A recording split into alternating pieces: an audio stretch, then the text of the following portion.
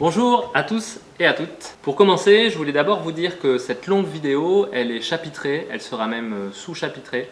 Donc normalement devrait apparaître à ma droite ici les différents moments de la vidéo où vous allez pouvoir rejoindre les trois parties que je vous présenterai un peu plus tard. Et le détail aussi des sous-chapitres sera présenté en début de chaque partie. Ça vous permettra vraiment de naviguer comme vous avez envie, de pouvoir reprendre la vidéo là où vous êtes arrêté et de retrouver certaines parties qui vous intéressent plus que d'autres si jamais vous avez envie d'y retourner. Comme vous le savez, si vous avez vu les autres vidéos, l'écriture inclusive, c'est la volonté de travailler avec la langue française pour mettre plus en visibilité le féminin et le neutre aussi. Mais ce que vous ne savez peut-être pas, c'est que l'écriture inclusive fait parler d'elle depuis plusieurs années maintenant. Et même depuis quelques mois, elle est réduite à l'usage d'un système d'abréviation à l'écrit, lesétudiants.es, pour dire les étudiantes et les étudiants. C'est le cas de Jean-Michel Blanquer dans sa circulaire de mai 2021 par exemple. Alors cette idée que l'écriture inclusive ça concerne uniquement le point médian, c'est partiellement faux puisque nous le verrons, cette pratique de l'écriture inclusive ne s'y limite pas et touche à vraiment de nombreuses choses sur le travail de la langue. Ces pratiques donc ne forment pas un ensemble de règles qui est rigide, auquel on est obligé de se conforter. Ce n'est pas un nouvel ensemble de contraintes. L'écriture inclusive, c'est plutôt une invitation à travailler avec la langue française, donc pour mettre plus en visibilité le féminin, mais aussi à réfléchir à l'usage de notre langue comme moyen, comme outil pour participer à l'égalité des femmes et des hommes, et enfin à nous rendre acteurs et actrices d'une langue qui nous appartient. Donc il y a plusieurs enjeux autour de cette écriture inclusive, en particulier de réappropriation d'une langue qui serait plus populaire et dont les règles de fonctionnement ne seraient pas forcément dictées par une seule institution, on y reviendra. L'autre question à laquelle j'aimerais répondre avant de présenter les trois chapitres de cette vidéo, c'est de ma légitimité à vous parler de ce sujet. Qui suis-je pour parler d'écriture inclusive dans le cadre d'une vidéo qui cherche à vous expliquer tout ça, qui va travailler beaucoup dans une science qui est la linguistique, dans laquelle je n'ai pas été formé au départ. Moi, professionnellement, je suis enseignant et je suis géographe. Enseignant, ça veut dire que je travaille beaucoup à réfléchir à comment transmettre à mes élèves et comment permettre à mes élèves d'acquérir par eux-mêmes et par elles-mêmes un certain nombre de connaissances, qui sont d'ailleurs des étudiants, pas des élèves, des étudiantes et des étudiants. Donc je travaille beaucoup sur l'idée de vulgarisation, c'est-à-dire, selon le dictionnaire Le Robert, le fait d'adapter des connaissances techniques scientifiques pour les rendre accessibles à un lecteur non spécialiste, ou en l'occurrence ici à un auditeur ou une auditrice non spécialiste. J'essaie d'appliquer ça, non pas qu'à la géographie, qui est mon champ de discipline dans lequel j'ai été fermé, mais on va dire à toutes les sciences humaines et sociales. Et donc géographe, ça veut dire que vraiment mon champ de compétences il est là, j'ai fait une thèse dans cette discipline, je suis agrégé dans cette discipline, mais comme je vous l'ai dit tout à l'heure, c'est pas exactement ce dont on va parler aujourd'hui, on va parler plutôt de la linguistique. Alors pourquoi est-ce que moi je me permets aujourd'hui de vous présenter cette vidéo ? Je vais essayer de vous expliquer ce qui fait que je crée cette vidéo et que j'ai envie de parler de l'écriture inclusive. Il y a plusieurs raisons pour lesquelles je me considère comme un peu légitime pour vous parler d'écriture inclusive. La première, c'est que j'ai travaillé. Je me suis penché sur la question, j'ai lu beaucoup d'auteurs, j'ai lu beaucoup d'autrices, j'ai lu des articles, j'ai lu des livres qui parlent de ces questions, je suis allé lire de la linguistique et je vais essayer de vous rendre compte de ces lectures. Et ça, c'est l'autre deuxième point, c'est-à-dire que je vais essayer de vous rendre compte de ces lectures, c'est-à-dire que cette vidéo, en dessous de cette vidéo, il y aura toutes les sources que j'ai utilisées et j'essaierai d'être le plus transparent possible sur ce que je vais raconter. Même si, peut-être que j'ai mal interprété certains auteurs et certaines autrices, et à ce moment-là, c'est de mon fait, c'est pas du fait de ces auteurs-là ou de ces autrices-là. Voilà, donc j'ai travaillé, et pour vous prouver que j'ai travaillé, je vais vous parler de mes sources, donc ce sur quoi je m'appuie, pour me permettre de parler d'écriture inclusive aujourd'hui. Troisième point, je reviendrai faire des vérifications si possible, et en particulier parce que il y aura à la suite de cette vidéo, je l'espère, l'enregistrement de 6 podcasts avec des spécialistes de la question, sur des thèmes autour de l'écriture inclusive ou qui parlent de l'écriture inclusive, et je leur proposerai de vérifier les vidéos que j'ai faites avant et donc de mettre en débat un certain nombre de choses s'ils trouvent ou si elles trouvent que je me suis un peu trompé ou égaré. Et la dernière raison, je suis aussi locuteur du français. Je pense qu'à ce titre, j'ai le droit à la parole pour parler de la langue que j'utilise tous les jours pour m'exprimer, et qu'à ce titre-là, on est un peu citoyen et citoyenne, et donc on a aussi le droit de s'exprimer à ce titre-là. Alors voilà, un peu cette présentation. Maintenant, je vais vous parler des 3 parties de la vidéo. Vous trouverez donc en première partie une présentation plus détaillée des 6 ensembles de pratiques qui sont associés à l'écriture inclusive. Vous les connaissez déjà un peu si vous avez vu les autres vidéos. On ira juste un tout petit peu plus loin puisque ça Ça va nous permettre d'approfondir un certain nombre de thématiques. Dans un deuxième temps, on va réfléchir à un certain nombre d'arguments de personnes qui s'opposent à certaines pratiques de l'écriture inclusive. Vous savez qu'il y a des gens qui pratiquent toute l'écriture inclusive, il y en a qui pratiquent que certains éléments de celle-ci, de même qu'il y a des gens qui sont d'accord, par exemple, avec l'usage des noms féminins de métier, mais qui ne vont pas être d'accord avec l'usage du point médium. Donc quels sont les arguments ? Est-ce qu'ils sont fonctionnels? Qu'est-ce qui relève de bonnes ou peut-être d'interprétations un peu fausses? On y reviendra, on mettra tout ça en discussion dans la deuxième partie. Et puis dans une troisième partie, on va s'intéresser à la question de la position de l'Académie française sur l'usage des noms féminins de métier, et on va essayer de comprendre pourquoi celle-ci s'est opposée pendant 35 ans à l'usage de ces noms féminins de métier. Et on découvrira que c'est pas très étonnant, l'Académie française est conservatrice et réactionnaire et est fondamentalement misogyne. On y reviendra dans cette troisième partie de notre vidéo.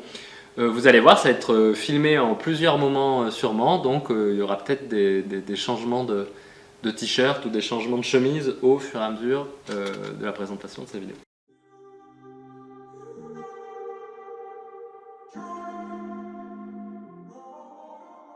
Bienvenue dans la première partie de cette vidéo longue, les 66 minutes de l'écriture inclusive.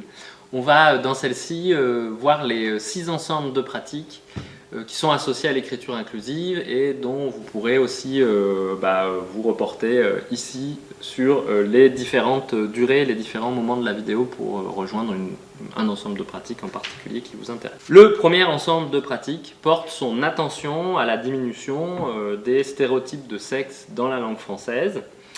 Il y a plein de petites choses qui peuvent être faites de ce côté-là, par exemple en abandonnant dans les documents administratifs l'usage du mademoiselle. Ça, c'est quelque chose qui est acquis maintenant. On utilise encore mademoiselle dans un langage courant, mais dans les documents administratifs, c'est effacé.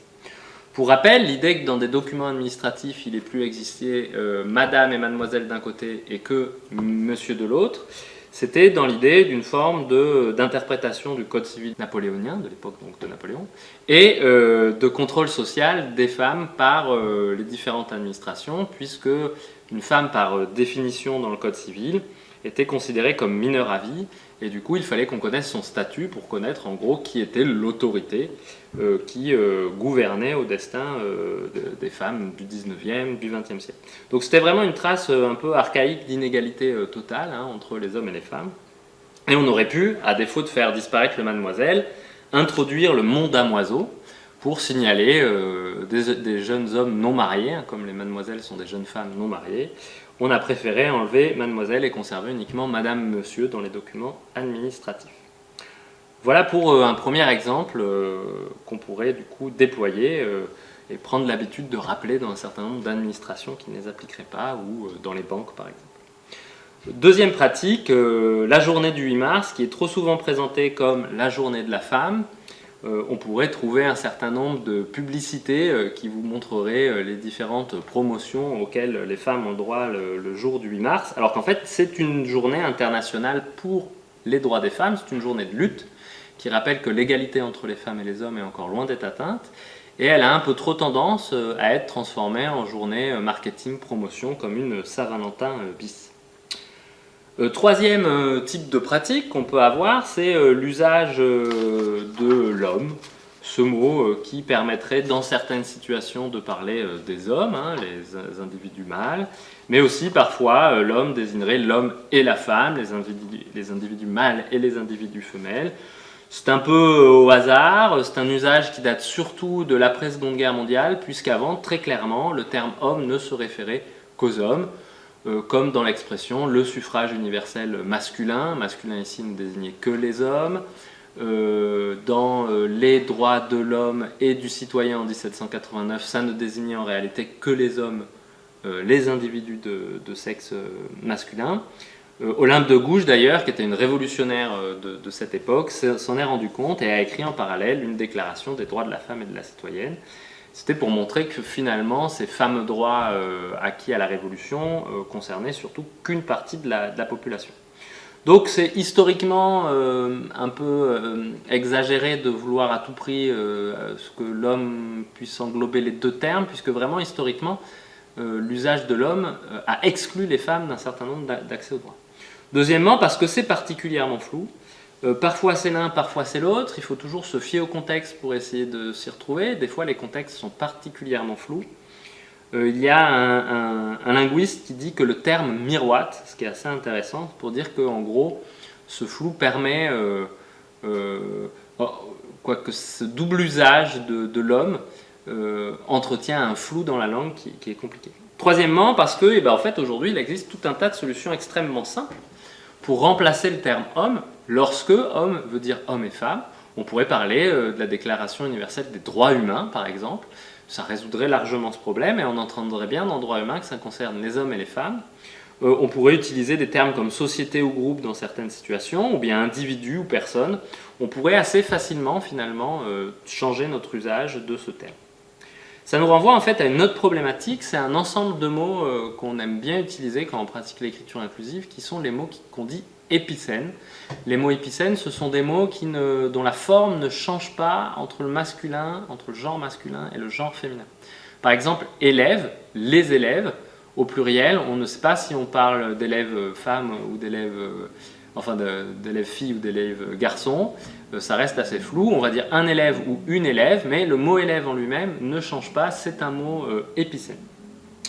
Je vous ai dit personne ou individu tout à l'heure, qui sont des mots qu'on peut aussi considérer comme épicènes, dans le sens où derrière ce terme, on pourrait penser que c'est un homme ou une femme, on ne le sait pas exactement, et c'est pas mal, c'est en quelque sorte des mots qui sont un petit peu neutres, même si on pourra en rediscuter un peu après. Voilà pour notre premier ensemble de pratiques qui permet donc de diminuer l'usage le plus possible des stéréotypes de sexe dans la langue. La pratique suivante, c'est celle de la double flexion ou de la réduplication. On a un très grand homme d'État français qui l'a utilisé régulièrement. Comme vous le savez, pour celles et ceux qui ont vu les vidéos qui précèdent, c'est De Gaulle, à partir de 1944. Effectivement, il utilisait souvent tous ces discours commencés par française, français, mais il utilisait aussi mesdames, messieurs, il utilisait encore les femmes et les hommes. On l'a vu dans beaucoup de ses discours utiliser cet usage de la double flexion. Alors pourquoi est-ce que De Gaulle faisait ça? Et on peut noter quand même que le président n'était pas non plus quelqu'un de l'extrême gauche. C'est qu'il avait des bonnes raisons. En 1944, lorsqu'il revient en France et qu'il dirige le gouvernement provisoire, c'est le même moment où les femmes ont accès au droit de vote et qu'elles rentrent donc dans une citoyenneté pleine et entière. Et du coup, le général, pour marquer leur entrée dans cette citoyenneté, parle de Françaises et Français, ce qui était vraiment une manière d'inclure les femmes qui avaient, entre guillemets, obtenu ce droit de vote sous son gouvernement. Donc c'était un acte politique et c'était aussi une façon de dire, avant quand je disais français, je m'adressais qu'aux citoyens hommes qui avaient accès au droit de vote, et maintenant que la citoyenneté est accessible aux deux sexes, j'ouvre mon propos aux deux sexes. Donc on pourrait, dans nos pratiques quotidiennes, nous pouvons commencer un courriel par exemple en disant bonjour à tous et à toutes, nous pouvons dire aussi celles et ceux, on peut dire les étudiantes et les étudiants.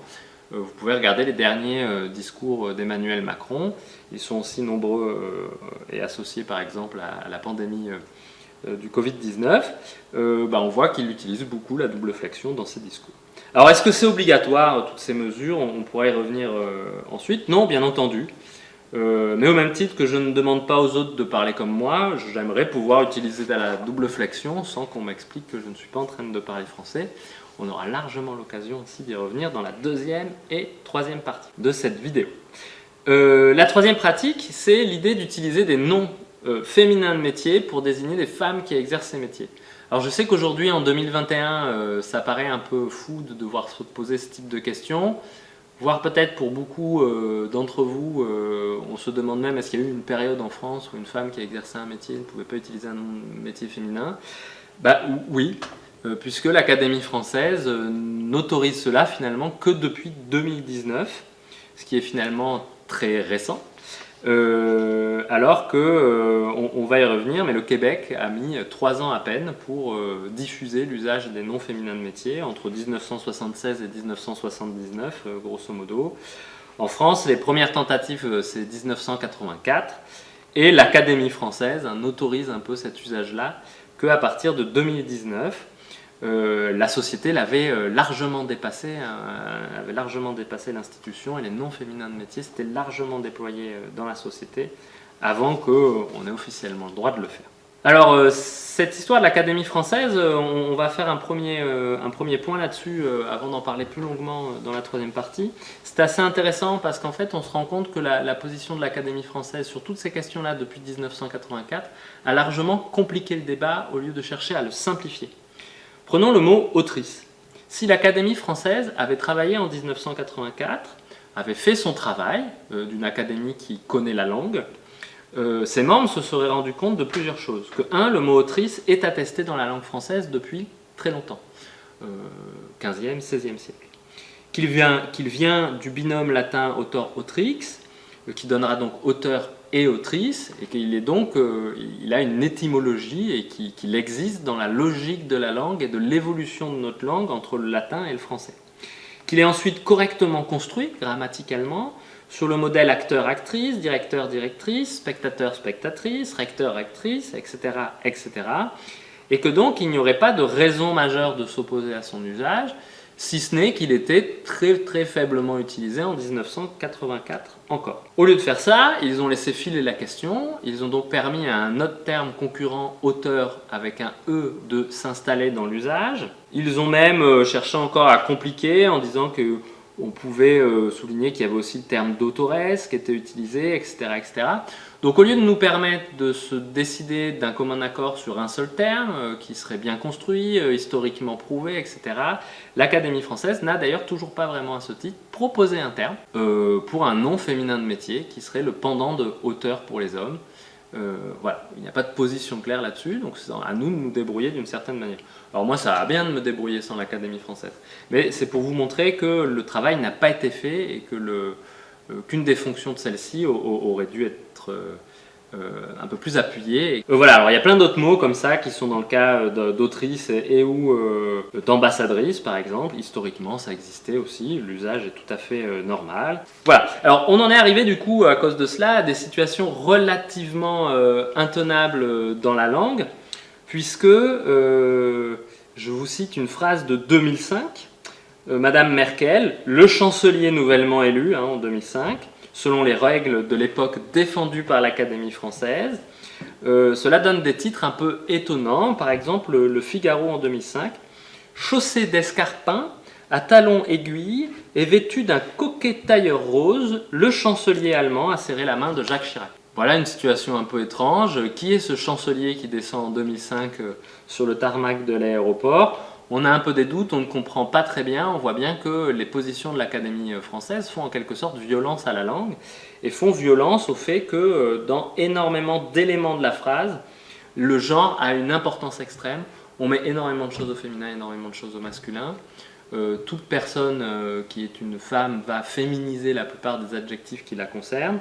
Et donc en maintenant ces positions assez finalement archaïques, ça a rendu une position qui était assez intenable dans la langue. D'ailleurs, depuis 2005 et depuis l'élection d'Angela Merkel au poste de chancelière, même le Figaro a décidé d'utiliser les noms de métiers féminins pour son usage courant, parce que ça rendait les choses beaucoup trop compliquées. Voilà, donc on est à peu près à la moitié de ces trois premiers nouveaux usages de la langue, qui sont aujourd'hui quasiment passés dans l'usage courant. Il y a encore quelques réticences, mais à mon avis, peut-être de non-spécialistes ici, il me semble que sur ces trois points-là, ça sera difficile de reculer. Les trois points suivants, eux, sont nettement plus discutés. Il y a d'ailleurs pas mal d'éléments qui peuvent être discutables. On y reviendra largement là aussi dans la deuxième partie de la vidéo. On va essayer d'entendre les arguments pour et les arguments contre. Mais je vais d'abord continuer d'essayer de vous présenter et d'avancer un peu dans la présentation de ces ensembles de pratiques. Encore une fois, je le redis, mais c'est hyper important, ces pratiques, c'est pas quelque chose, on n'a pas signé pour les 6 pratiques. On peut tout à fait décider d'utiliser les 3 premières, par exemple, que j'évoquais, et de ne pas avoir envie de faire les suivantes. Il n'y a pas de problème là-dessus. On est tous et toutes libres d'écrire en français un peu comme on le souhaite, surtout sur des éléments qui sont potentiellement discutables. Donc le 4e ensemble de pratiques vise à restaurer une grammaire inclusive. En particulier en n'utilisant plus la règle du masculin qui l'emporte sur le féminin, et du coup qui permet un usage massif du masculin générique dans la langue et qui participe d'une forme de mise en invisibilité du féminin dans nos écrits et dans les expressions orales qu'on peut avoir. Alors je vous le dis en m'appuyant sur une citation ici, mais une parmi d'autres, donc d'une autrice qui s'appelle Yannick Ripa, qui a écrit un très bel ouvrage qui s'appelle Histoire féminine de la France, et elle nous dit dans son introduction « Toute recherche sur les femmes est immédiatement confrontée à la règle grammaticale qui efface leur présence. Comment comprendre un événement qui, en raison de 2 hommes présents aux côtés de centaines de femmes, est rapporté au masculin dans les archives ? Impossible de connaître le sexe de manifestants, de spectateurs, de députés, de civils, de blessés, de morts. » Fermez les guillemets. Vous voyez ici le paradoxe, c'est qu'effectivement on pourrait considérer que ce n'est pas très grave, mais des historiens et historiennes qui se projetteraient sur certaines périodes du passé ont des grandes difficultés à savoir s'il y a eu des femmes actrices des événements, et c'est certain que dans la plupart du temps il y a eu des femmes actrices de ces événements, parce que le masculin générique, parce que cette règle du masculin qui l'emporte sur le féminin masque la présence des femmes, les invisibilise dans nos archives et dans nos traces écrites. Et historiquement, dans le fonctionnement de la langue à partir du XVe siècle, on a une langue qui est plutôt en plus équilibrée entre le féminin et le masculin. Je vais vous donner 3 exemples de cet équilibre entre le masculin et le féminin. Premièrement, les noms de métiers, on en a déjà un peu parlé tout à l'heure, mais du XVe au XVIIe siècle, on propose quasiment systématiquement des noms de métiers féminins dans tous les domaines. Je vous ai parlé d'auteurs et d'autrices, mais je pourrais parler d'ambassadeurs, d'ambassadrices, de philosophes, de philosophesses, de général avec un E pour désigner une femme générale, même si on n'en avait jamais vu. Tous les noms de la noblesse sont dédoublés, il y a des reines, des comtesses, des ducesses, des princesses. Les noms de métiers dans les monastères des femmes sont tous déployés au féminin, ne serait-ce que l'abbesse qui dirige celle-ci. Et c'est à partir de la seconde moitié du XVIIe siècle qu'un certain nombre de noms féminins de métiers vont commencer à être déconseillés par les grammairiens et vont disparaître progressivement de l'usage au fur et à mesure que les femmes vont avoir de moins en moins de place dans l'espace public. Deuxième exemple, l'usage du pronom attribut que j'avais un peu évoqué dans la première vidéo. Par exemple, en tant qu'homme, on peut dire « malade, je le suis aussi », mais en tant que femme, on pouvait dire « malade, je la suis aussi ». C'est l'effort des grammairiens du XVIIe siècle et des suivants pour imposer la loi du plus fort, comme dirait Yannick Ripa, pour imposer dans tous les secteurs de la langue cette règle du masculin qui l'emporte sur le féminin, qui fait qu'une femme aujourd'hui, si on lui dit « je suis malade », elle va dire « je le suis aussi », alors qu'avant, tout était mis au féminin quasiment dans l'usage de notre langue. Enfin, dernier exemple, peut-être celui qui nous parle le plus, et celui qui est vraiment d'usage dans la grammaire inclusive, à l'écrit comme à l'oral, c'est celui des accords entre les noms communs et les adjectifs. Je vous prends l'exemple du Becherel, que vous voyez apparaître aussi à ma droite. L'homme portait une chemise et un pantalon blanc. À l'oral, on ne sait pas trop si la chemise et le pantalon sont blancs, ou s'il n'y en a qu'un des deux. À l'écrit, il n'y a pas de doute, il y a un pluriel à blanc, donc blanc concerne la chemise et le pantalon. L'adjectif se met au masculin pluriel, puisqu'on a un féminin et un masculin. Mais vous voyez que le Becherel triche un peu, puisque c'est aussi un accord de proximité. L'adjectif blanc est au masculin parce que pantalon est au masculin. Supposons que Becherel ait pris l'exemple suivant, qui apparaît du coup à la place de l'ancien. L'homme portait un pantalon et une chemise blanc. Vous voyez, c'est un peu plus compliqué. À l'oral, on a très envie de dire quand même une chemise blanche, et on pourrait utiliser l'accord de proximité qui était en cours dans la langue française jusqu'au XVIIe et XVIIIe siècle et qui dans certains cas est encore utilisé. Il n'y aurait aucune difficulté à changer cette règle du masculin qui l'emporte sur le féminin et de proposer à l'oral, l'homme portait un pantalon et une chemise blanche. À l'oral, on ne sait pas trop si blanche c'est sur pantalon et chemise. À l'écrit, on verrait ce petit S qui permettrait de se rendre compte que ce pluriel, que cette couleur, le blanc, concerne la chemise tout comme le pantalon. Voilà, donc on vous propose, avec la grammaire inclusive, de remplacer cet accord du masculin qui l'emporte sur le féminin par du coup l'accord dit de proximité. On accorde l'adjectif dans le genre du mot qui lui est le plus proche. Voilà, aussi, s'il y a une majorité de femmes dans une assemblée, on féminise, on ne décide pas que 2 hommes vont l'emporter sur une centaine de femmes, comme dans l'exemple proposé de Yannick Ripin au début de cette partie. Nous pourrions, pour conclure, par exemple, dire les hommes et les femmes sont contents d'utiliser l'écriture inclusive. On utiliserait l'accord de proximité, et puis en plus c'est vrai, on serait tous et toutes contentes d'utiliser l'écriture inclusive pour permettre à l'égalité entre les sexes, à la lutte pour l'égalité entre les sexes, d'avancer.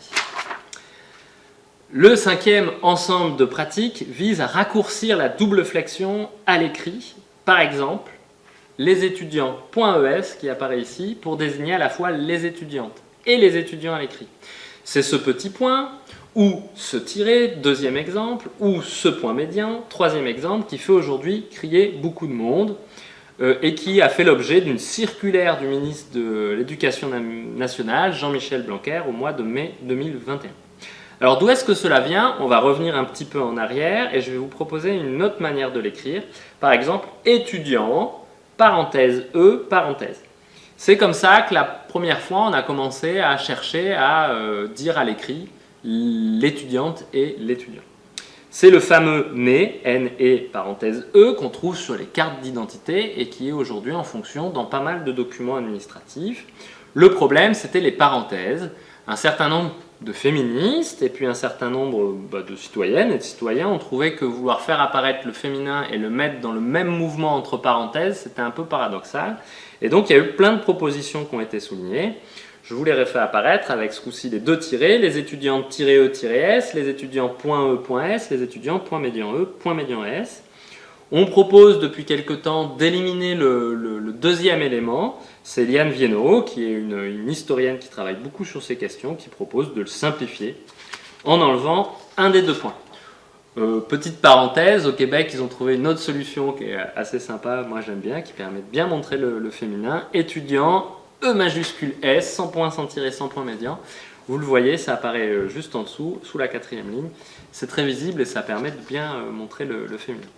Alors il y a quelques arguments contre, ça n'existe pas, on y reviendra dans la deuxième partie, en particulier dans le sous-chapitre sur l'intangibilité du français. Il y en a qui nous disent aussi c'est illisible. Alors c'est une vraie question, par exemple en lien avec la question du handicap, pour les personnes qui seraient aveugles ou malvoyantes, qui ont des difficultés avec les logiciels qui permettent de lire les pages internet ou les textes, ou bien pour les personnes qui auraient des soucis de dyslexie par exemple. On y reviendra là aussi dans la deuxième partie. Juste un point, je vous fais apparaître un petit mot, vous voyez, ETC point, qui est là aussi une abréviation. Et quand on a déjà rencontré ce mot, on sait qu'à l'oral, il se dit etc.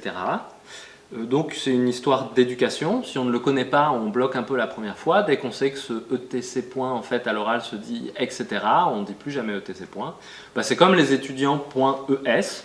On pourrait tout à fait, une fois qu'on a l'habitude, quand on le rencontre, le déployer à l'oral en disant les étudiantes et les étudiants. Mais il y a des cas où, c'est vrai, la situation est plus compliquée. Il y a des phrases où le travail à faire est plus important, où le passage, on va dire, un peu mécanique entre une écriture non inclusive et cette écriture avec l'abréviation et la présence du masculin et du féminin systématique rend la lecture du texte un peu plus technique. Vous trouverez du coup dans la partie source des exemples pour vous permettre de simplifier aussi cet usage. Donc voilà, vous en savez un peu plus. Ce qu'il faut retenir ici encore une fois, c'est que rien n'est obligatoire, que le système avec le point médian, les tirets sont des propositions qui méritent encore approfondissement et débat. Je vous présente quand même le dernier point avant justement d'aller dans une partie un petit peu plus débat autour des arguments pour, des arguments contre l'écriture inclusive. Le sixième et dernier ensemble de pratiques vise à utiliser des noms nouveaux dans le but de créer des neutres. Je vous donne 3 exemples ici et puis on s'en arrêtera là. Tous pour tous et toutes, Yel pour elle et il par exemple, ou agriculteuris pour dire agriculteur et agricultrice. Comme vous le voyez, pour conclure, il y a énormément de choses qui sont incluses dans cette notion d'écriture inclusive. Et encore une fois, on peut avoir pratiqué certains éléments de l'écriture inclusive sans le savoir, on peut ne pas avoir envie de tout faire. Ce qui est intéressant, c'est à mon avis d'en discuter, d'échanger. Voilà, je vous invite, si vous le souhaitez, à vous rendre dans la deuxième partie de cette vidéo où on discutera un peu des points, des arguments pour et des arguments contre.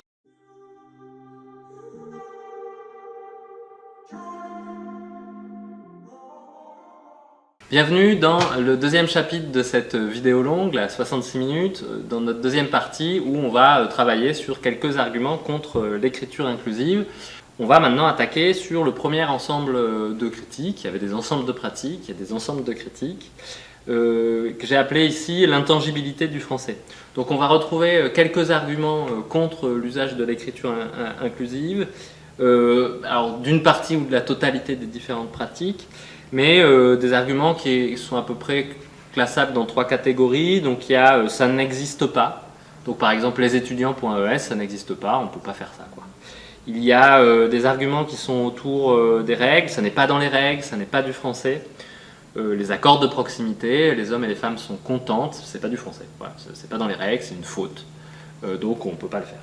Et puis il y a une troisième catégorie d'arguments qui est de l'ordre du c'est moche, c'est pas joli, ça choque mon oreille, ça me crée une réaction physique, qui sont plutôt des critiques autour de l'esthétique et liées au fait que quand il y a des mots nouveaux, des néologismes, des mots nouveaux qui apparaissent, ça peut pendant une certaine période un peu choquer l'oreille ou un peu étonner certaines et certains.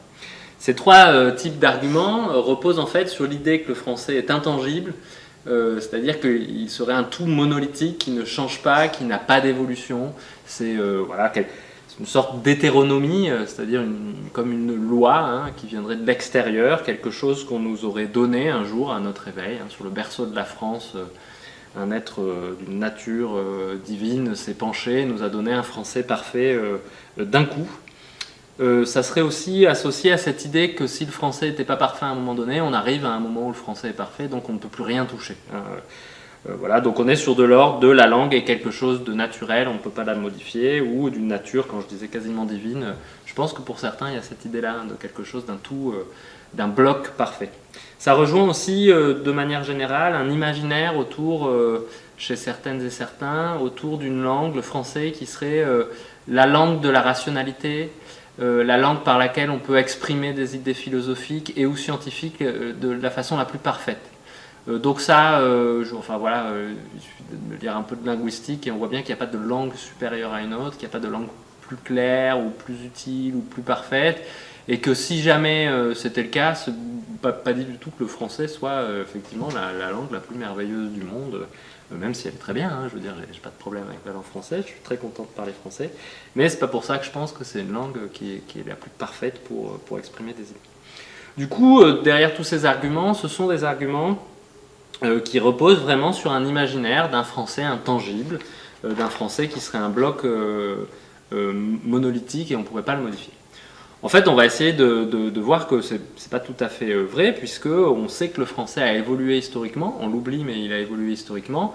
Je vous fais apparaître juste là une page d'un texte de Gargantua, donc un extrait de l'ouvrage de Rabelais.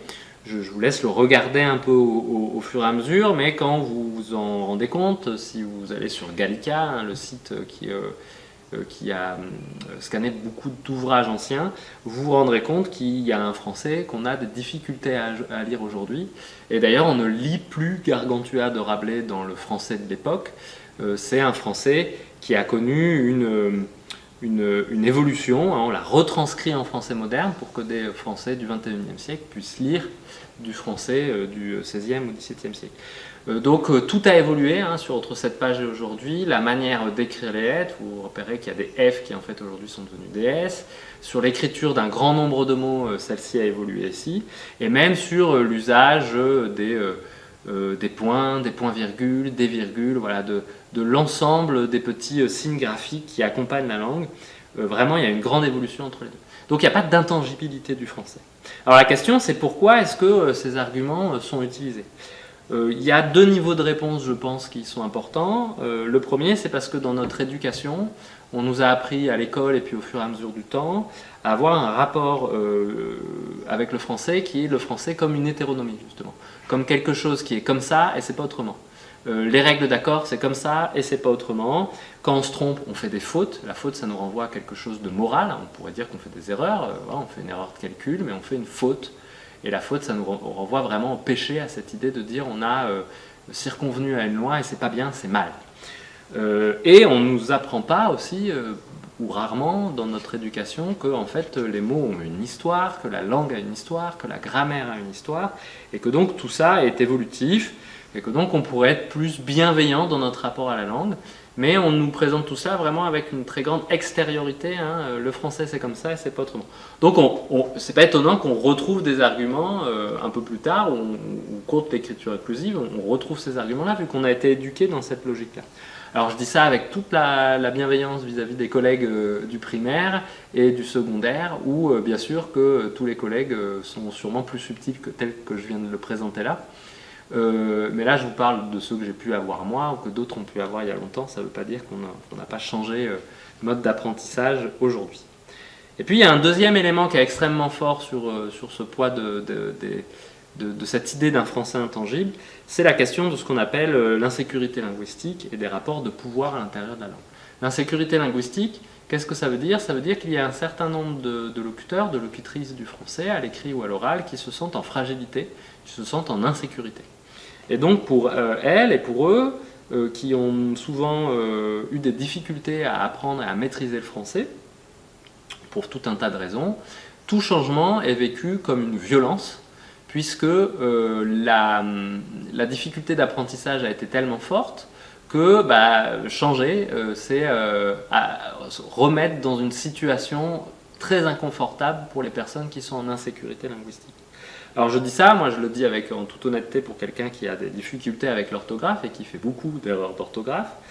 Je ne me sens peut-être pas en insécurité linguistique, mais vis-à-vis de mon rapport à l'écrit en particulier, c'est extrêmement compliqué et j'avoue que j'ai eu des difficultés quand je suis passé de mes connaissances en français écrit normalement à l'écriture inclusive. Ça ne se passe pas toujours de façon très fluide, on y reviendra, parce qu'il y a des choses qui sont compliquées dans l'écriture inclusive. Donc c'est logique qu'il y ait des réactions un peu de peur ou de stress vis-à-vis du changement. Et puis, il y a un autre argument qui est important, qui est celui des rapports de pouvoir dans la langue, qui est en lien avec l'insécurité linguistique. C'est-à-dire qu'il y a celles et ceux qui maîtrisent très très bien la langue, voir la langue évoluer, c'est en quelque sorte renier une partie de leur pouvoir ou de leur connaissance, ou une partie des éléments qui leur donnent une forme de force et de maîtrise d'un certain nombre de connaissances, supérieur par rapport à beaucoup d'autres gens, en particulier toutes celles et ceux qui sont en insécurité linguistique. Donc on touche là quelque chose à la question de qui a le pouvoir dans la langue. Et ça va me permettre de faire une transition vers le deuxième point, parce que vous voyez, progressivement, on a admis qu'en fait le français il évoluait, on a admis que c'était plus compliqué que juste un français monolithique, il évolue beaucoup, hein, au cours d'une vie on ne parle pas le même français à 10 ans, à 40 ans ou à 80 ans. Et autour de nous, ce n'est plus le même français qui est parlé. Mais du coup, qui a le pouvoir à l'intérieur de la langue? Et c'est mon deuxième point, c'est la question du pouvoir et de la langue. Et qui a autorité, du coup, sur la langue française? Alors, c'est une question qui est complexe, qui pose un certain nombre de difficultés, mais qui renvoie à des arguments qui disent, grosso modo, l'écriture inclusive, vous ne pouvez pas la pratiquer puisque l'Académie française est contre, puisque l'État est contre, puisque Jean-Michel Blanquer a dit qu'on n'avait pas le droit de l'utiliser, confère sa circulaire du mois de mai 2021, j'y reviendrai. En fait, c'est une difficulté. Cette question, la réponse n'est pas évidente. Déjà parce que la langue française n'est pas la propriété de la France. La langue française est parlée aujourd'hui dans énormément de pays, dans ce qu'on appelle la francophonie. Un certain nombre de ces pays ont un usage de cette langue comme une langue, comme une langue de naissance, comme une langue tout à fait autorisée. Et l'État français et l'Académie française n'ont pas autorité sur les évolutions de la langue française en dehors des frontières françaises et même à l'intérieur, on va le voir après. Donc il y a à peu près plus de 250 millions de locuteurs sur la planète et à peine finalement, dans ces 250 millions, à peine 70 millions de locuteurs qui seraient partie prenante de la France. Mais bon, alors, ok, admettons ça, très bien, les Belges, les Congolais, les Marocains et les Québécois, et les Québécoises et les Marocaines, j'ai oublié, vous voyez, ça arrive de ne pas faire toujours la double flexion. On n'a pas autorité sur eux, le français évolue donc, mais en France, bon sang de bonsoir, qui a l'autorité sur l'évolution de la langue? Alors là aussi, vaste débat. Je crois que quand même on peut être d'accord que le premier lieu qui est en capacité de faire admettre des changements dans la langue, c'est l'État. c'est l'État français. C'est d'ailleurs l'État français qui a mené un certain nombre de politiques d'évolution de la langue depuis très longtemps maintenant en France. L'État français a aujourd'hui deux grandes armes pour acter ou pas de changements dans les pratiques linguistiques, dans nos usages du français. Il y a l'éducation vis-à-vis des programmes scolaires. Et donc là, l'État, ayant la main sur les programmes, est en capacité d'acter un certain nombre de changements ou pas. Et l'État a aussi beaucoup de commissions, en particulier pour les néologismes ou pour un certain nombre de points précis. Il y a beaucoup de commissions qui travaillent, soit de façon ponctuelle, soit de façon régulière, auprès de l'État pour marquer un certain nombre d'évolutions. Deuxième élément ou structure qui pourrait avoir une autorité sur la langue, et qui en a une au moins symbolique, c'est l'Académie française, apparue en 1634-1635. Elle a deux fonctions principales, de publier des dictionnaires et des grammaires. Alors on va voir qu'en fait sa légitimité est assez discutable. La première, car une de ses missions, qui est celle de produire des dictionnaires, en 400 ans, on en est à la 9e édition du dictionnaire de l'Académie française, sachant que vous comme moi, nous utilisons peu ce dictionnaire, nous nous référons plutôt à des dictionnaires qui sont vendus et réactualisés tous les ans, et à des dictionnaires en ligne, souvent de meilleure qualité ou plus précis, comme le CNRTL, qui est en ligne et que je vous conseille d'utiliser, qui est très intéressant avec d'autres éditions papier. Donc vous voyez qu'il y a un rythme d'écriture qui fait que l'Académie française a du mal à enregistrer l'évolution de la langue, puisque de toute façon elle a un rythme de production de ses dictionnaires qui est très long. Une de ses deuxièmes missions, c'était éventuellement de produire des grammaires. A priori, il n'y en a eu qu'une au début du XXe siècle, qui s'est fait incendier par la critique, et qui a été assez vite retirée du marché, plus republiée, parce que c'était une des pires grammaires qu'on ait jamais vues sur la langue française. Je tiens aussi à rappeler que dans cette académie, il n'y a pas plus de spécialistes de la langue que vous et moi, c'est-à-dire qu'il n'y a pas de linguistes officiels, ni des gens qui ont une connaissance bien établie du fonctionnement de la structure de la langue au départ. Alors certes, il peut y avoir de très grands écrivains, de très grandes autrices, de très grandes écrivaines, de très grands auteurs, mais néanmoins, ça ne veut pas forcément dire qu'on est des spécialistes de la langue derrière. Alors il peut y avoir encore un troisième ensemble de personnes qui auraient une autorité sur la langue, qui seraient des autorités morales, les grandes écrivaines, les grands écrivains, les intellectuels de manière générale, qui, étant en position de domination culturelle, se permettent, ont la possibilité plus facilement d'exprimer des points de vue sur l'évolution de la langue et de décider de ce qui est bien ou pas, ce qui est mal ou ce qui est autorisé. Alors en fait, à la fin, qui a l'autorité? C'est vous et moi. Ce n'est pas réellement l'État, ce n'est certainement pas l'Académie française et encore moins les grands intellectuels. Ce sont les locuteurs et les locutrices du français qui en ont un usage régulier et qui font évoluer tous les jours la langue. C'est donc vous et moi, notre langue nous appartient et on a autorité dessus. Vous voyez, on a dû, pour pouvoir commencer à rentrer dans d'autres types d'arguments, ceux qui vont aller vraiment discuter du fonctionnement un peu grammatical de l'écriture inclusive, on a dû réfléchir à ces rapports de pouvoir par rapport à la langue. Et une fois qu'on s'est un peu détaché de ça, on va du coup dans les points d'après discuter d'un certain nombre de points qui sont d'ordre grammatical. Alors le troisième principe, c'est celui des genres des mots et des genres de personnes qui ont ou pas, voilà, est-ce qu'il y a un lien entre les deux, grosso modo. Alors, je vais vous présenter le point de vue de l'Académie française, celui qui a été énoncé en 1984, qui nécessite un petit développement. Il y aurait donc dans la langue des mots qui sont non marqués et qui pourraient du coup désigner des généralités qui sont des points d'appui pour des propos qui relèvent de l'universel. Et puis il y a des mots qui sont dits marqués, qui ont une fonction discriminante puisqu'elles ne permettent plus de désigner un tout, mais désignent une partie de ce tout. Alors il s'avère, pas de bol, qu'en français, les mots masculins sont les non marqués et qui du coup ils permettent de désigner des universaux. Pourquoi par exemple on dirait l'homme pour dire l'homme et la femme, ça marcherait, voilà. Et que les féminins seraient discriminants quand on dit de la femme, effectivement on n'entend pas derrière l'homme et la femme. Et voilà, et c'est un peu, l'Académie française ne se prononce pas là-dessus, mais ce serait un coup de pas de bol, quoi, finalement. Alors en fait, ce qui est intéressant, c'est que justement l'Académie française n'explique pas pourquoi c'est le masculin qui serait non marqué et le féminin qui serait marqué, et du coup discriminant. Alors on peut noter que cette question est intéressante, puisque c'est peut-être là où justement se glisse quelque chose de l'ordre, les genres grammaticaux ont peut-être un peu à voir avec les genres sociaux.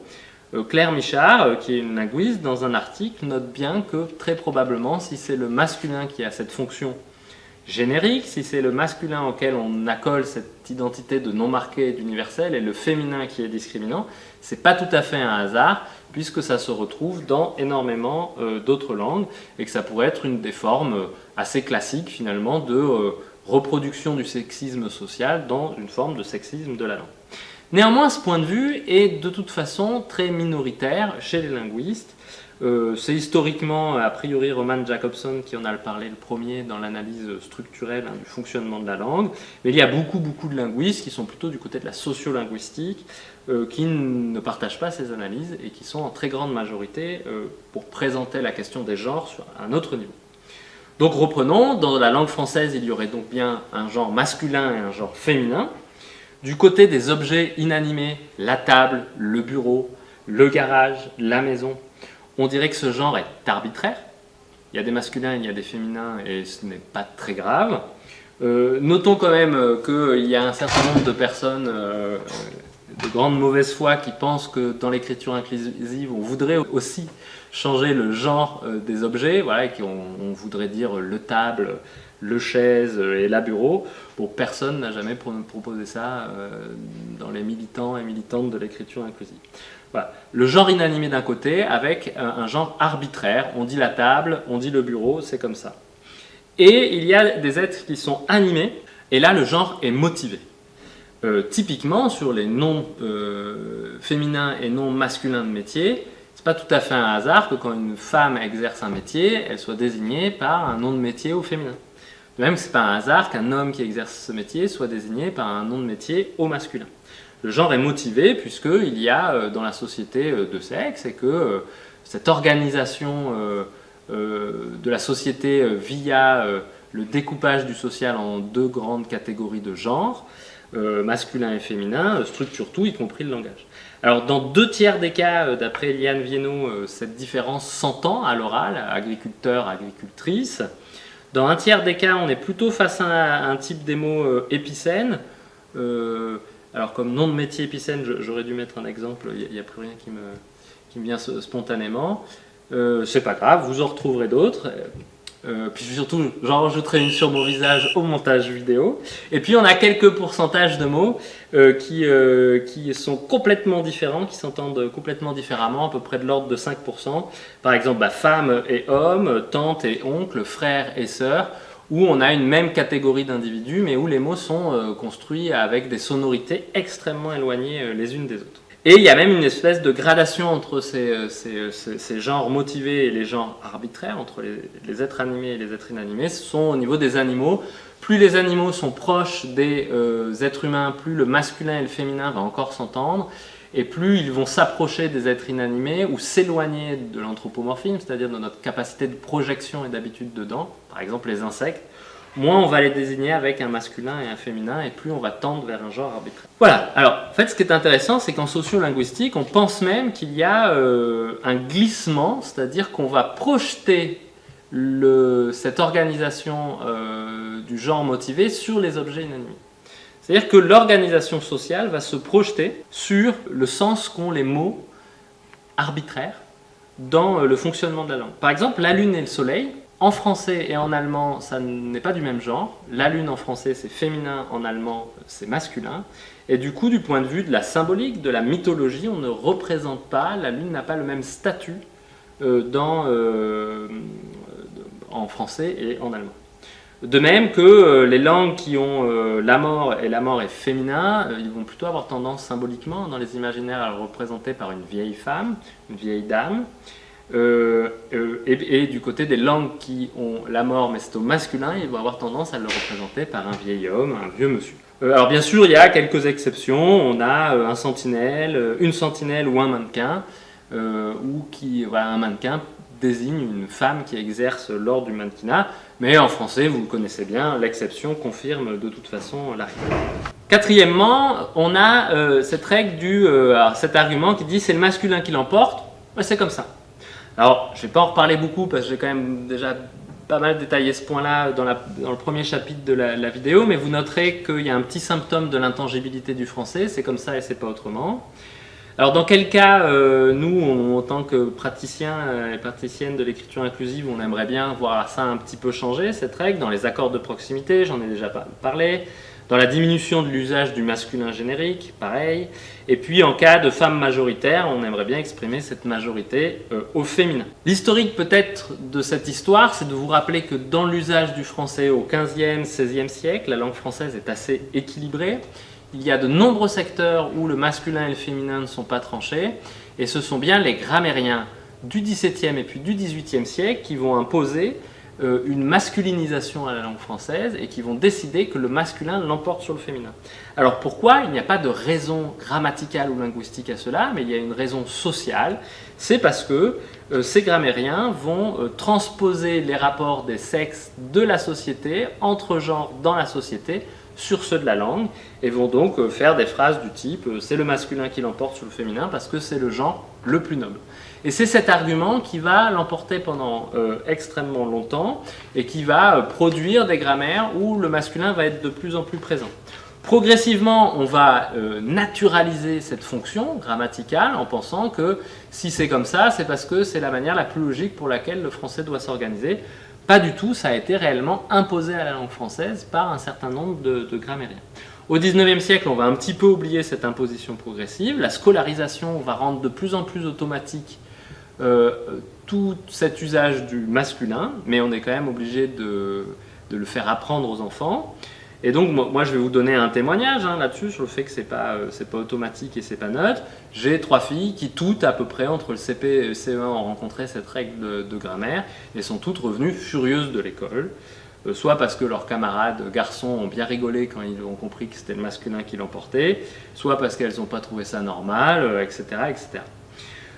Donc on pense que le français a été masculinisé volontairement, qu'on pourrait y mettre un peu plus de féminin en utilisant cette grammaire inclusive, qu'il n'y a pas réellement d'argument qui s'oppose à ça, qu'une autre langue est possible, et en particulier sur les accords de proximité ou sur l'usage d'un « elle » générique quand il y a une assemblée avec une majorité de femmes, ça ne pose pas trop de problèmes au fonctionnement de la langue française, ça pourrait être employé assez facilement. Alors il me reste 2 petits arguments à développer. Un qui relève de l'idée que l'écriture inclusive complique le fonctionnement de la langue. Alors je vous dirais que ça dépend de quelle partie de l'écriture inclusive. Vous avez vu que l'écriture inclusive englobe beaucoup de pratiques extrêmement différentes les unes des autres. Je crois qu'enlever mademoiselle des documents administratifs, une fois que c'est fait, ça complique pas grand-chose. Utiliser des noms féminins de métiers, il y a tellement de métiers où de toute façon on utilisait des noms féminins et masculins de métiers que ça pose pas trop de problèmes non plus. En gros, la question, c'est la question de la simplification à l'écrit de la double flexion en l'abrégeant avec le point médian, le tiret, les parenthèses. Il y a des situations où ça peut être un peu compliqué. Et en particulier, j'aimerais bien évoquer un cas qui est souvent du coup mobilisé, en particulier du coup en mai 2021 par Jean-Michel Blanquer et par, alors pas par l'Académie française, mais par sa secrétaire perpétuelle. C'est l'idée de dire que finalement l'usage du point médian rend compliqué le français pour toutes celles et ceux qui ont un handicap. Alors peut-être que c'est vrai, pour l'instant il y a une question d'études, les 2 propos ont été tenus sans études concrètes. Il y a des témoignages qui vont dans ce sens-là sur un certain nombre de sites. Il y a aussi des positions très officielles d'un certain nombre d'institutions représentatives des personnes qui ont un handicap dans la lecture ou dans l'écriture.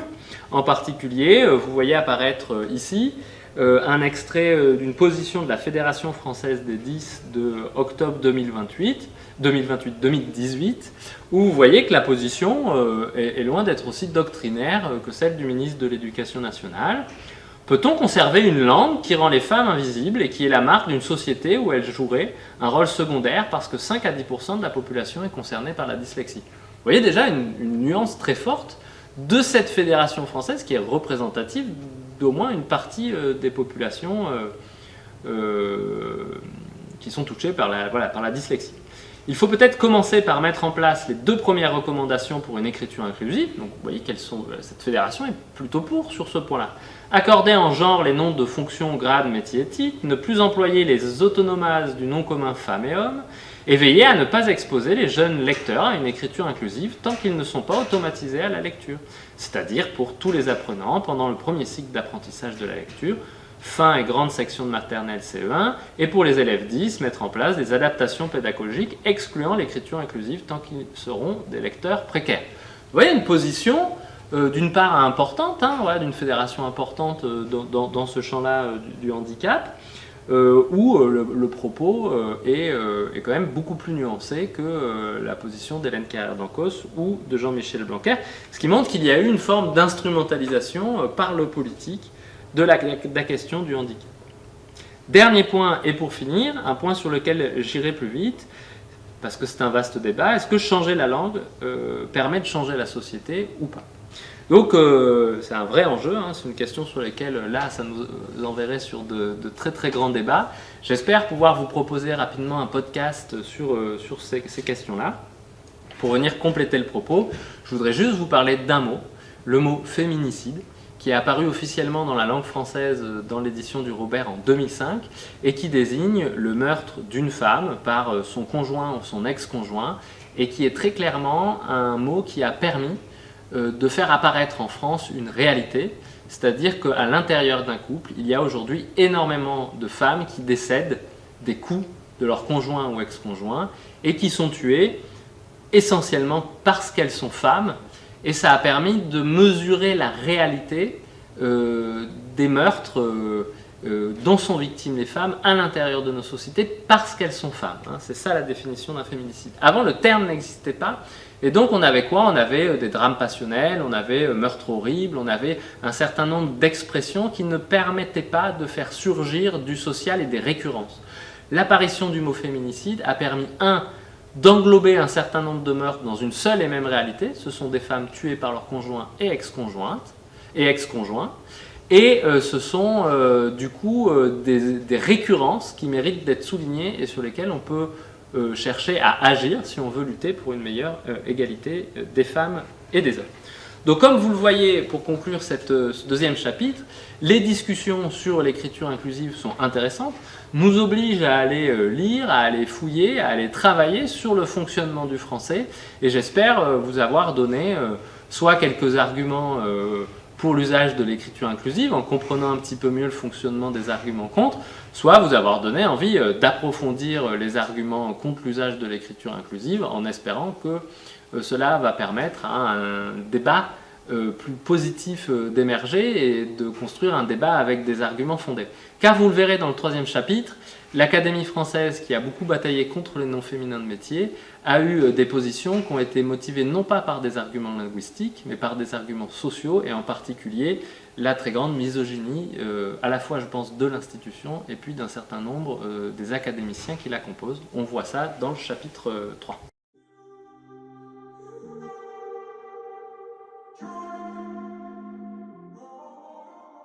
Bienvenue dans la troisième partie de la vidéo longue sur l'écriture inclusive, partie de vidéo dont l'objectif est d'essayer de comprendre pourquoi l'Académie française a mis 35 ans à autoriser l'usage des noms féminins de métier, même si la société ne l'avait largement pas attendu.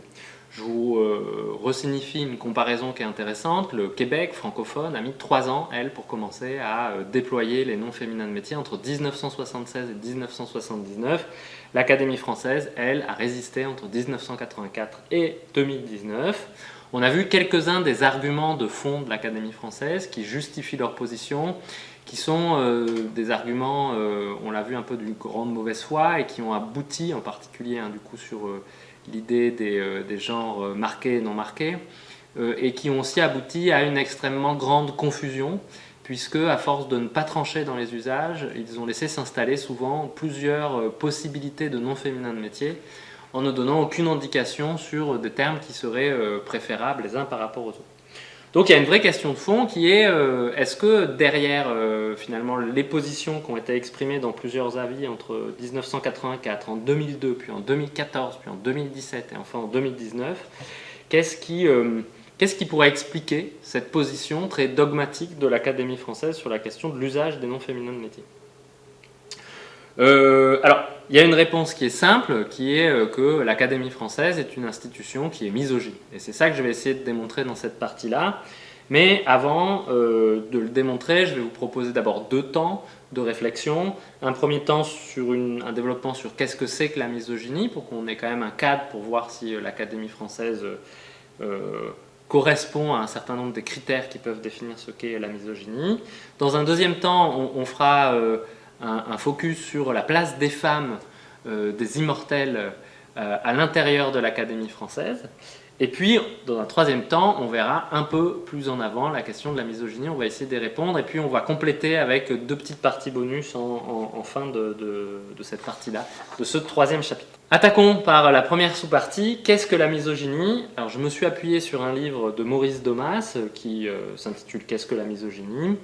et qui définit la misogynie, vous voyez la définition apparaître aussi, comme l'agent responsable de la domination masculine, et qui comporte toute attitude, comportement ou situation discriminatoire à l'égard des femmes, recouvrant des faits intentionnels ou involontaires, conscients ou inconscients, réalisés par des acteurs sociaux, individuels ou collectifs.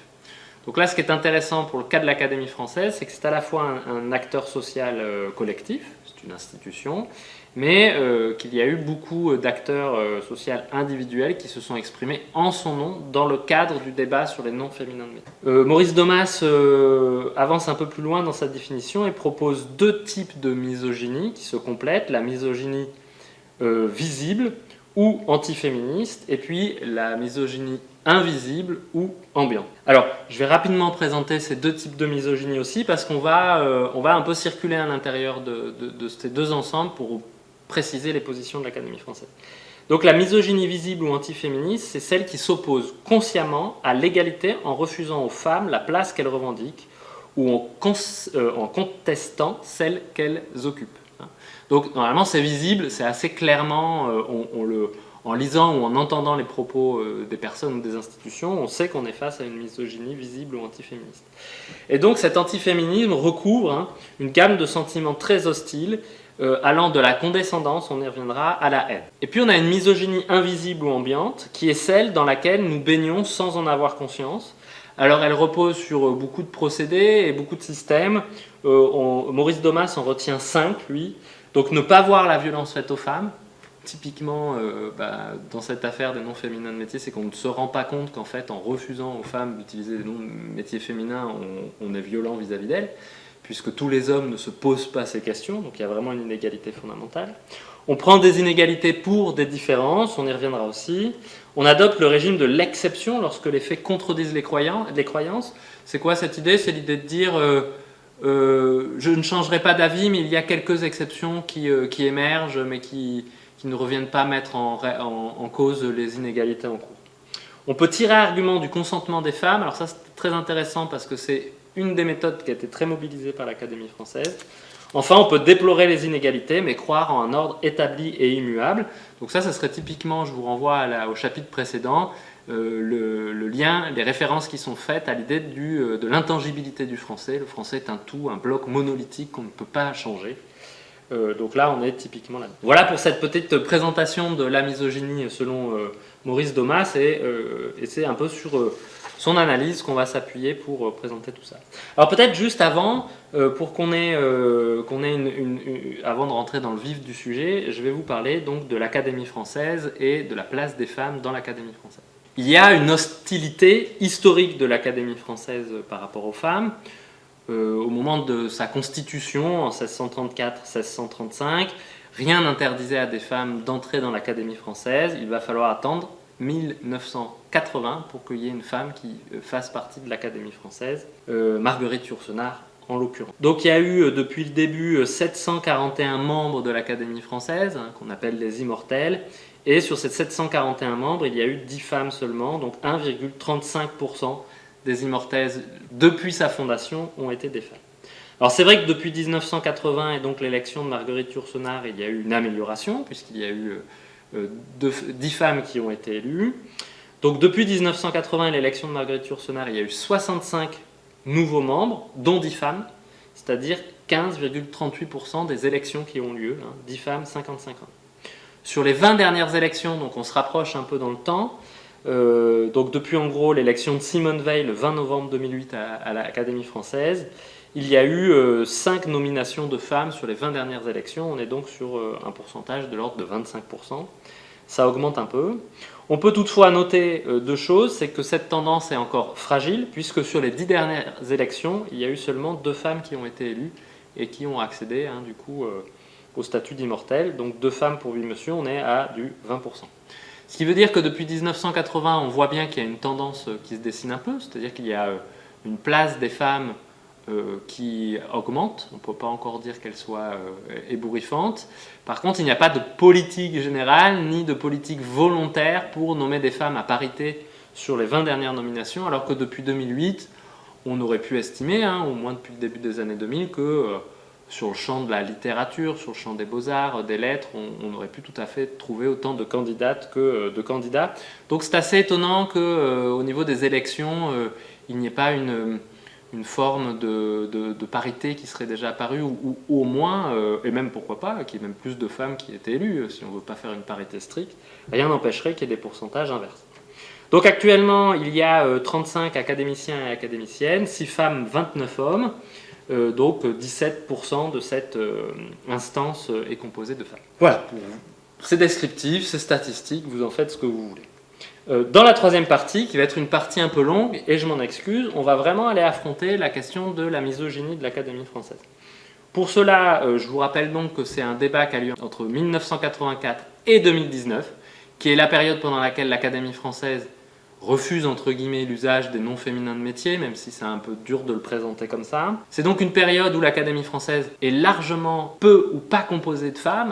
En 1984, au moment du débat, il n'y en a qu'une, Marguerite Yourcenar, qui d'ailleurs ne siège pas à l'Académie française, ou peu, je pense qu'elle y voyait peu l'intérêt. Et donc on va avoir des arguments, et ces arguments, je m'appuie essentiellement sur un ouvrage qui est cité dans la page bibliographie et ressources en lien avec cette vidéo, qui est intéressant parce que cet ouvrage recueille à la fois les textes officiels de l'Académie française, c'est-à-dire ceux qui sont vraiment publiés au nom de l'Académie française, mais aussi toutes les interventions dans les médias d'un certain nombre d'académiciens, et je dis bien d'académiciens parce que ce sont que des hommes que je vais citer ici, d'interventions d'académiciens dans les médias, souvent dans le journal Le Figaro, et je vais m'appuyer sur ces deux types de textes-là, c'est-à-dire des textes officiels d'un côté et des textes d'intervention dans les médias, en tant qu'académicien, d'un certain nombre d'académiciens, sur ce thème des noms de métiers féminins.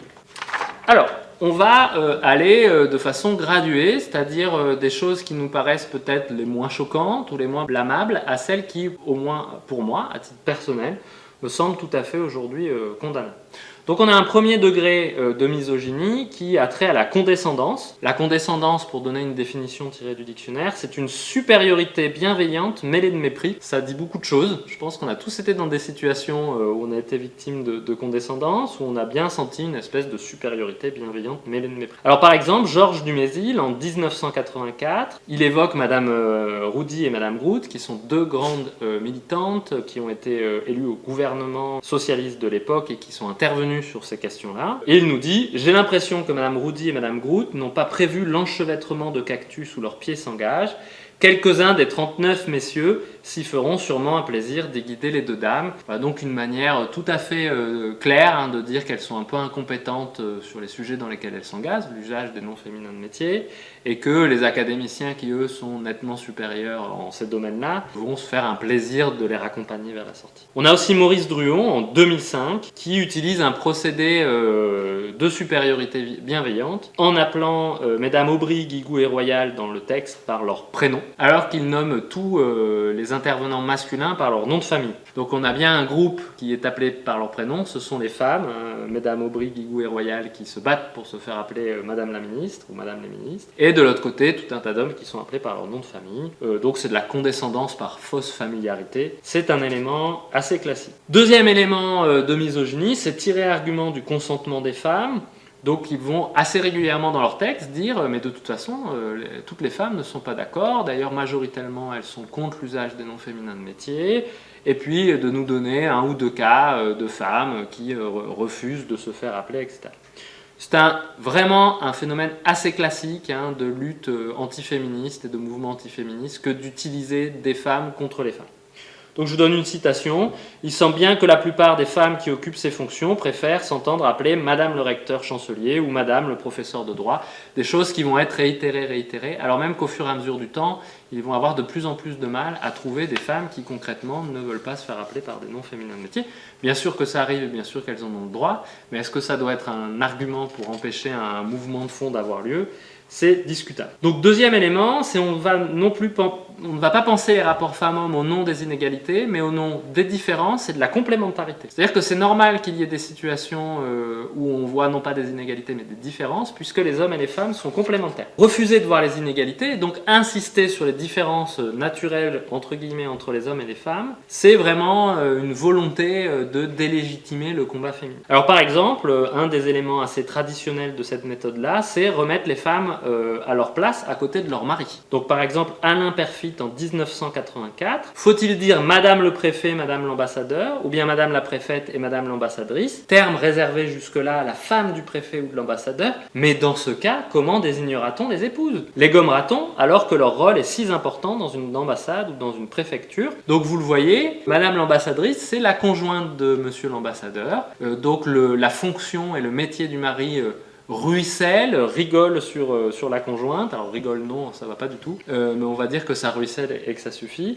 Et que donc l'ambassadrice a un rôle à jouer dans une ambassade. J'imagine qu'elle doit organiser les soirées de l'ambassadrice, comme dans la publicité des années 1990. Elle n'est pas payée pour cela, le mari l'est déjà, ça suffit largement. Ou bien Georges Dumézil, la rectrice comme la maréchale, la préfète n'ont pas été autre chose que les conjointes de leur mari, n'ont jamais été autre chose que les conjointes de leur mari. En gros, la place est prise pour le nom, passez votre tour, pour toutes les femmes qui veulent être ambassadrices. Ou une autre forme de complémentarité présentée par Jean Guiton.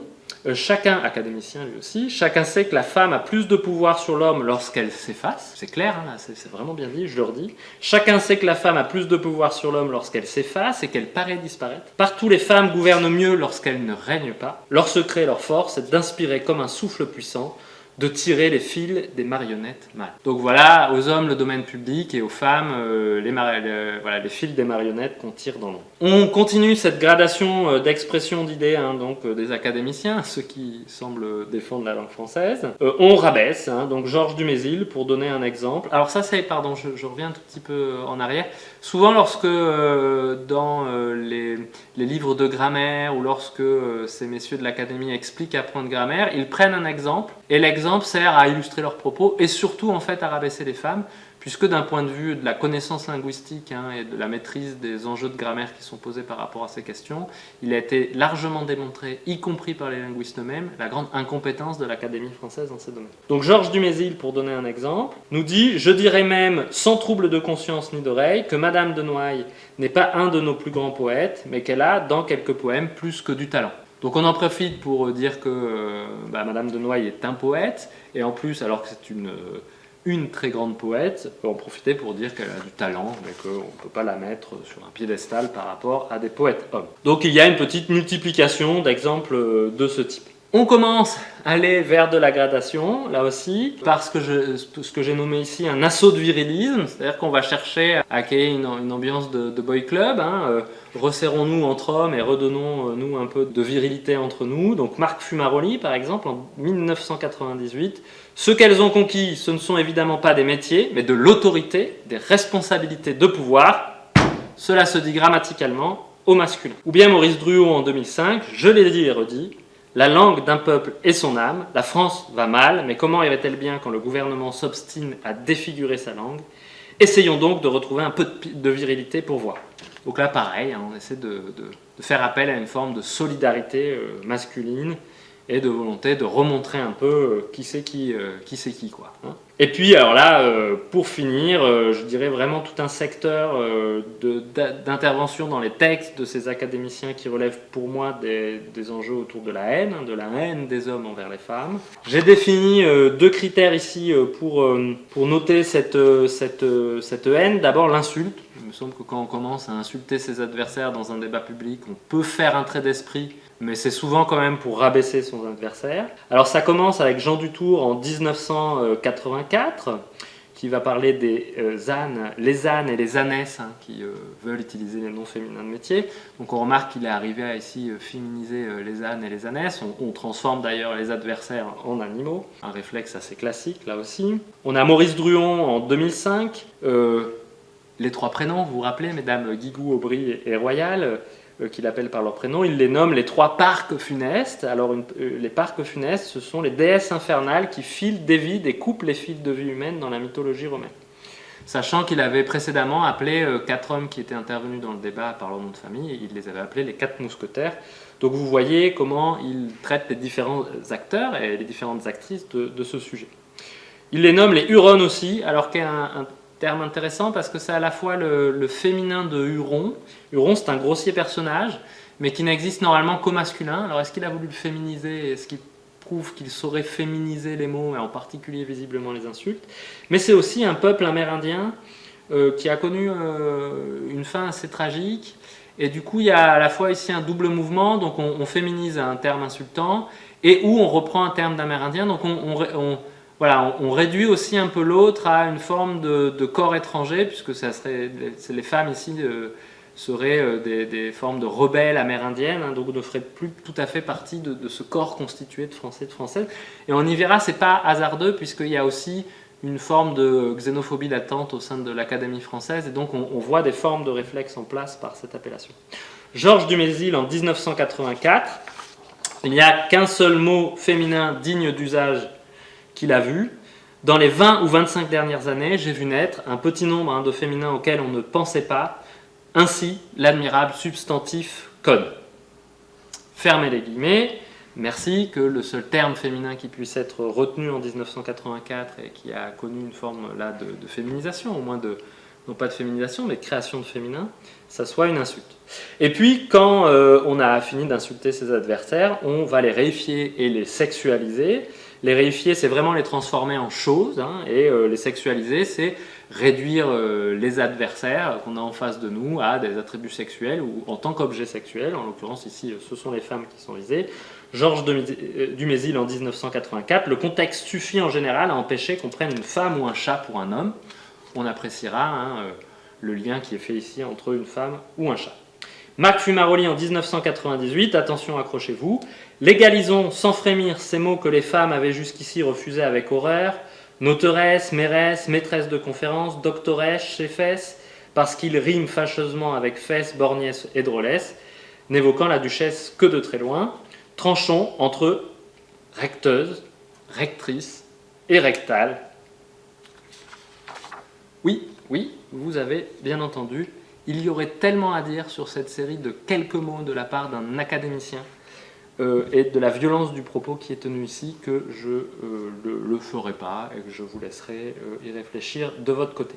On a donc une association de condescendance, de virilisme, de négation des inégalités et d'expression de haine prononcée par les académiciens qui sortent du débat purement, je dirais, linguistique ou sociolinguistique de la question des noms féminins de métier et qui devraient nous faire largement réfléchir sur la légitimité de cette institution à s'exprimer en notre nom dans des usages de notre langue.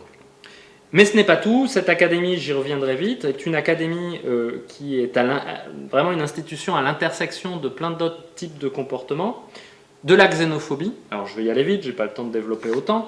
Mais je vous donne un exemple, Maurice Druon en 2005, qui nous dit « J'ai une profonde affection pour les Québécois, mais ce n'est pas chez eux que j'irai prendre des leçons de langage. Ils ont emporté outre-Atlantique le parler patoisant du Poitou du début du XVIIe siècle, avant Vaugelas et Voiture, avant Boileau, avant Racine.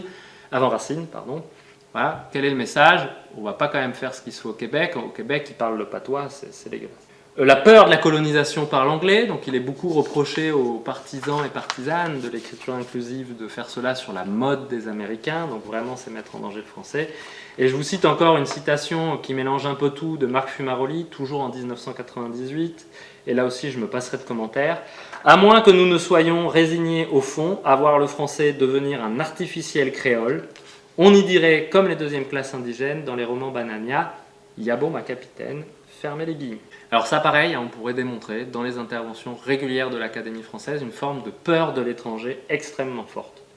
Et puis dernier niveau, c'est le niveau du classisme, c'est-à-dire que le peuple, le français patois, le français populaire est mobilisé pour mettre les rigolards de côté.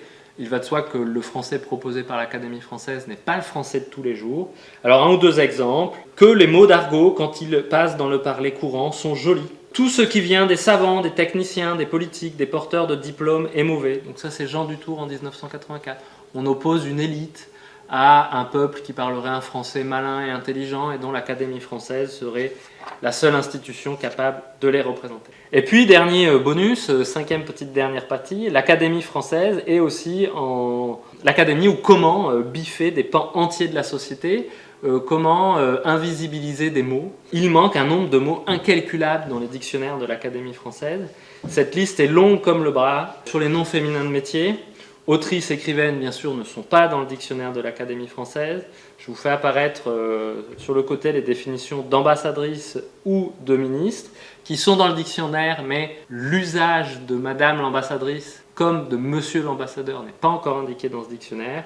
Et comme vous voyez, ministre apparaît, c'est un nom masculin. Il y a des mots entiers qui n'apparaissent pas. Transidentité, transsexuel, homophobie, genre, dans son sens en usage dans les sciences humaines et sociales, invisibilisé, sont des mots qui n'apparaissent pas dans le dictionnaire de l'Académie française. Il manque tout un tas d'autres mots de la vie courante, comme mail ou tacos par exemple. Donc à bien y regarder, le dictionnaire de l'Académie française, par son rythme de production et par les choix qui sont faits au niveau des entrées qui sont conçues dans le dictionnaire, met de côté des pans entiers de notre société et surtout propose une certaine vision de la société française. Aucun enseignant, aucune enseignante aujourd'hui ne recommanderait à ses élèves le dictionnaire de l'Académie française et les règles de grammaire de l'Académie française pour apprendre le français. Ça serait mettre de côté tellement de choses. Donc nous avons un peu vu pourquoi l'Académie française est largement problématique pour émettre des avis, il me semble, sur cette question de l'écriture inclusive, et deux, même qu'elle ne représente qu'une langue française qui est l'objet d'une certaine vision politique, puisqu'elle est à l'intersection de la misogynie, xénophobie et du classisme, et qu'elle efface volontairement ou qu'elle omet volontairement une quantité de noms astronomiques qui représentent pourtant une société française bien vivante. On arrive donc à la fin de cette série de vidéos. Je vous remercie de l'avoir suivi jusqu'ici et puis je vous dis à bientôt pour nous retrouver dans d'autres formats sur d'autres thèmes.